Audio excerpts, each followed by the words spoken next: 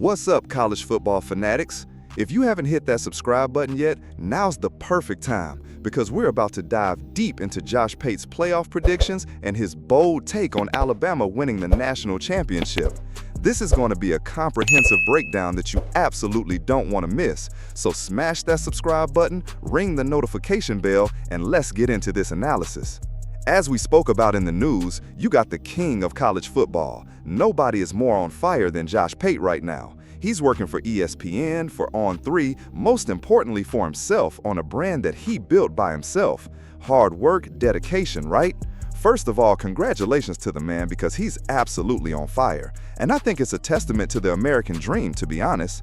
That's why we like to root for people who have done what they wanted to do and been awarded the right accolades, not because of entitlement, but because of hard work and dedication, timing, but also, let's face it, this guy has the delivery. I think he loves Alabama, but he knows college football. And so every single thing that this guy has earned on his own, congratulations.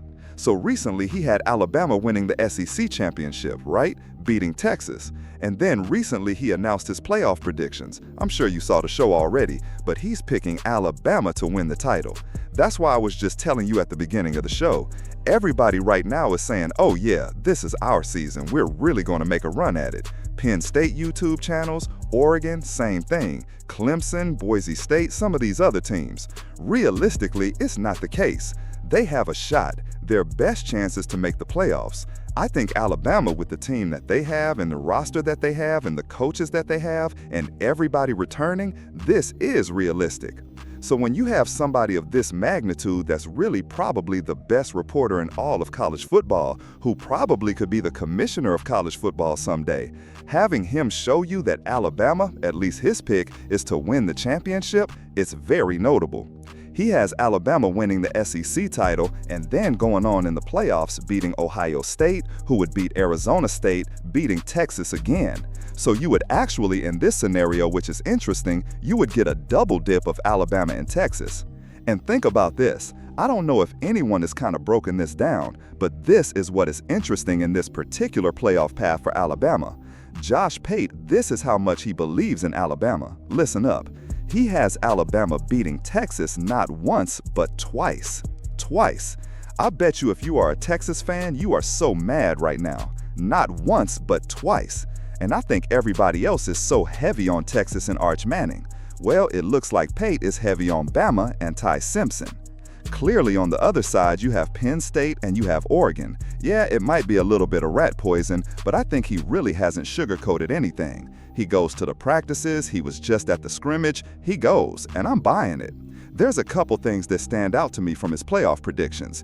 He's 100% heavy on Alabama this year, loves the Alabama defense.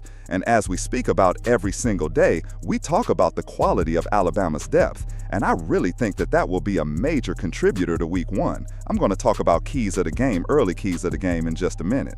And it has a lot to do with the defense. I think the defense is going to be so good and has so much depth that they can sustain a quality season, a quality college football season that is really built for the NFL now.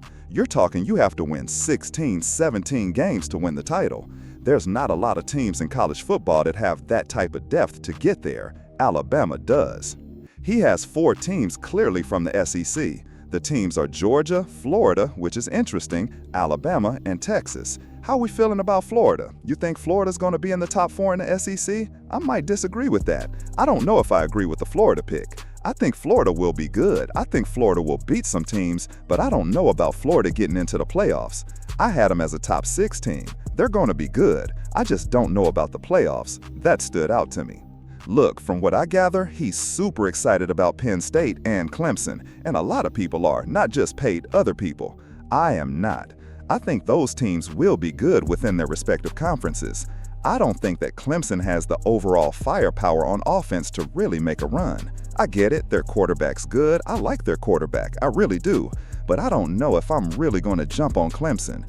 I actually like Dabo Swinney, I really do. I think their defense will be good. I think offensive firepower is lacking. Penn State, they got a good quarterback coming back 100%. I like them. James Franklin can't win big games. That's not even narrative. That is factual. I like him too. I like the way he talks. The guy's not politically correct. He'll tell you how it is. I'm telling you the same thing.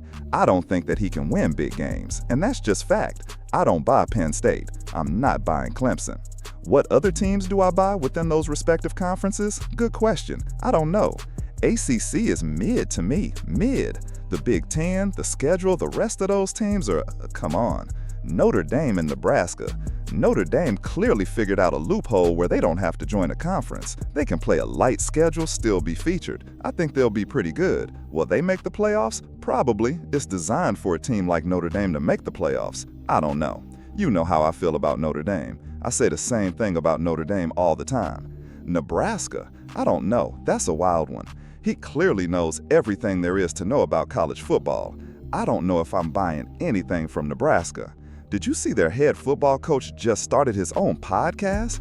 That was kind of like, can you imagine how pissed off Alabama fans would be if Coach Kalen DeBoer, ahead of the biggest game, the biggest year, this is really one of the biggest years Alabama's ever had in front of them. The brand is at stake.